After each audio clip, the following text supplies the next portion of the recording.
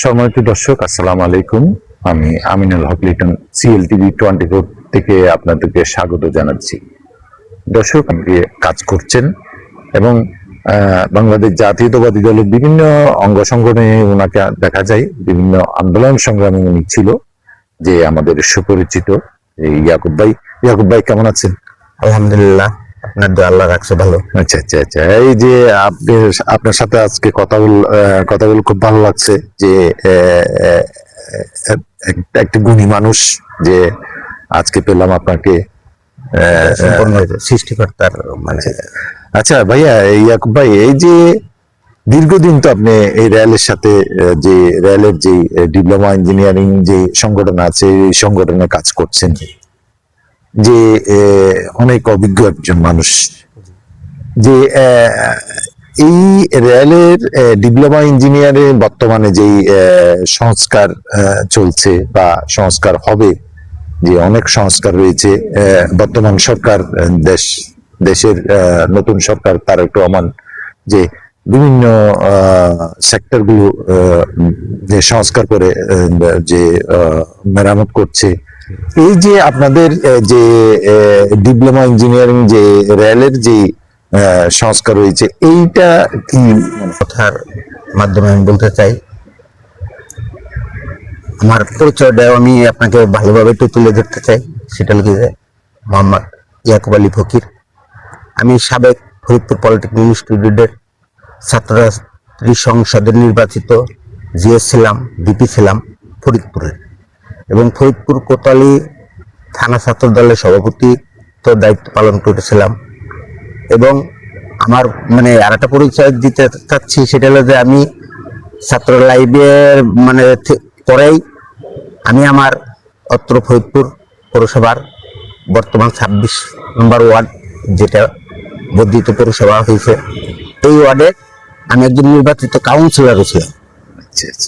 ভাগ্যক্রমে আমার রেলওয়েতে যখন আমি চাকরির সুযোগ পেয়েছি ডিপ্লোমা ইঞ্জিনিয়ারে প্রকৌশলী হিসাবে, তখন ফ্যামিলি এবং আমার সকলের শুভাকাঙ্ক্ষীর সাথে আলাপ আলোচনার মাধ্যমে দেখলাম যে রাজনীতি আসলে মানে এমন একটা পর্যায়ে আপনার দাঁড়াই গেছিল, মানে যখন 96 সালে বিগত ফ্যাসিস্ট সরকার আওয়ামী লীগ ক্ষমতা গ্রহণ করে, তাদের কার্যকলাপ দেখার পর থেকে আর রাজনীতির প্রতি তেমন একটা ছিল না। আচ্ছা আচ্ছা আচ্ছা, যে মানুষ মারা রাজনীতি, এখানে মানুষের সেবা করার জন্য আসছে আমি, কিন্তু ভালো মানুষের রাজনীতি মানে হচ্ছে না। তো এই কারণেই আমি ওই পথটা তখন আপনার ছেড়ে দিয়ে, যেহেতু এখানে গভর্নমেন্ট জব, সরকারি জব, এই জন্য আমি রেলওয়েতে মানে পদার্পণ করি। আমার জয়েন হলো আপনার 2007 সালের মার্চ মাসের 28 তারিখে। আমি সর্বপ্রথম জয়েন করি আপনার বাংলাদেশ রেলওয়ে রেল ভবনে। জয়েন করার পরে আমাকে পোস্টিং দেওয়া হলো বাংলাদেশের রেলওয়ে ডিজেল মেরামত যে কারখানা, চট্টগ্রাম পাহাড়তলি কারখানাতে। আমি কারখানায় জয়েন করি। কারখানায় দীর্ঘদিন আপনার ওই রেল যে আমাদের চালিকা শক্তির একটা অংশ হলো ইঞ্জিন। ইঞ্জিন যদি আপনার সচল থাকে, তাহলে আমার রেল মানে গাড়ি সময় মতো চলাফেরা করতে পারবে। এখানে আমি দীর্ঘদিন কাজ করার পরবর্তীতে আবার আমি মানে শারীরিক যে কোনো কারণে হোক, আমি ডিপার্টমেন্ট চেঞ্জ করি।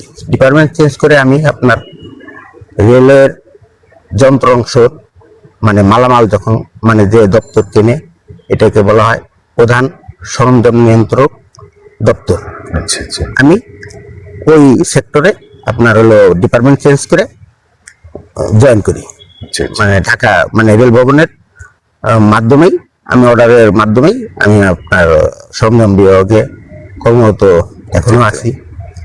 তা আমি আপনার রেলের যেহেতু ইঞ্জিন মেরামত প্লাস হলো আপনার করায়ের দুই জায়গার অভিজ্ঞতার আলোতে বলছি যে বাংলাদেশ রেলওয়ের শুধু রেলওয়েতেই না, সারা বাংলাদেশের উন্নয়নমূলক বা আপনার চালিকা শক্তির একটা বড় অংশই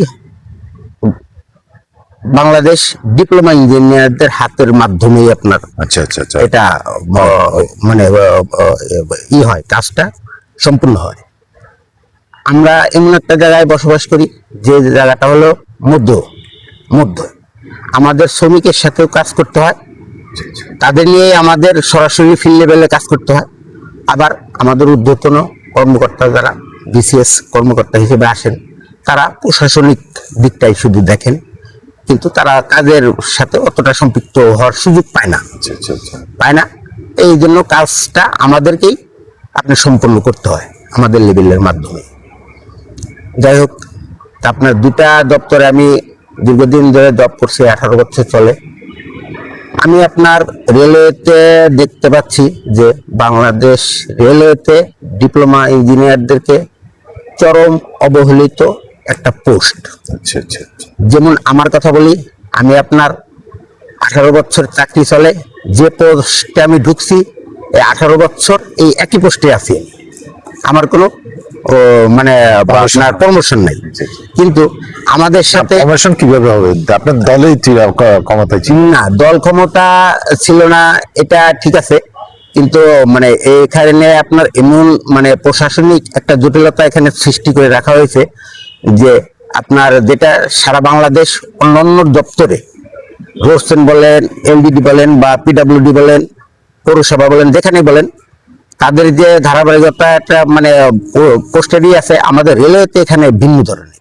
সেটা হলো কি যে আমাদের এখানে আমাদের মানে ঊর্ধ্বতন কর্তৃপক্ষ আমাদের একটা ওই মূলা ঝুলাই, যেমন মানে আমাদের গ্রামের ভাষায় বলে যে মূলা ঝুলাই রেখে দেখায় দেখে, এখানে আমরা দেখতে পাচ্ছি আমরা ঢুকছি হলো উপসহকারী প্রকৌশলী হিসেবে। আচ্ছা প্রকৌশল এখানে আমাদেরকে তারা করছে কি, এখানে এটা পদ সৃষ্টি করছে হলো ঊর্ধ্বতন উপসহকারী প্রকৌশলী। আচ্ছা ঊর্ধ্বতন আচ্ছা আচ্ছা মানে ঊর্ধ্বতনটা কি মানে সিনিয়র, আচ্ছা আচ্ছা কিন্তু আজকে যে ঢুকতেছে সেও উপসহকারী। আমি 18 বছর ধরে চাকরি করতেছি, আমি করলাম উপসহকারী। ঊর্ধ্বতন এই পোস্টটা সারা বাংলাদেশে অন্যান্য কোনো দপ্তরে নাই, শুধু রেলওয়েতে আপনি বিরাজমান। আচ্ছা আচ্ছা বিরাজমান থাকার কারণে আমরা এই মানে যাত্রাকলে আছি। আর বিশেষ করে প্রশাসনিক যে জটিলতাটা ফেলাইছে সেটা হলো যে আমাদের বাংলাদেশ রেলওয়েতে ডিপ্লোমা ইঞ্জিনিয়ারদের মানে সাবেক দিয়ে আমাদের প্রায় আপনার 1600-1700 ডিপ্লোমা ইঞ্জিনিয়ারদের কর্মস্থল ছিল জি। বা আছে পোস্ট, কিন্তু দেখা গেছে যে আপনার বিএসসি ইঞ্জিনিয়ারদের বা আমাদের নিম্নে যে পদগুলো আছে এখানে যে পোস্টটা খালি হচ্ছে ওই তারা মানে কিছুদিন পর পরে নিয়োগ দিচ্ছে আচ্ছা আচ্ছা সে পোস্টগুলো কভার করছে। আজকে যে লোকটা আমার সাথে খালাসিতে জয়েন করছে সে কলম প্রমোশন পায় মোটামুটি একটা তাদের যে আছে ধারাবাহিকতা আছে, আচ্ছা আচ্ছা তারা একটা পর্যায়ে তাদের একটা সম্মানের জায়গায় চলে গেছে।